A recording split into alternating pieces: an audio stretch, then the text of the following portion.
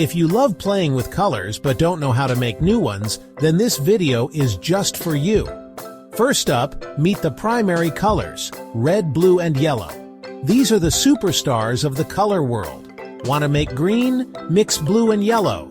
How about purple? Combine red and blue. And for a bright orange, mix red and yellow. It's like mixing Play-Doh.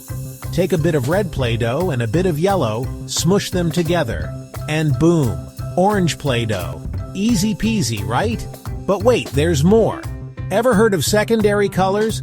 They're the colors you get when you mix two primary colors together. Green, purple, and orange are secondary colors. Now let's get a little wild. Mix green and purple Play-Doh. What do you get? A cool, muddy brown. Mixing all the colors together gives you a fun surprise every time. So grab your paints or Play-Doh and start experimenting. Remember, the best part about mixing colors is having fun and seeing what you create.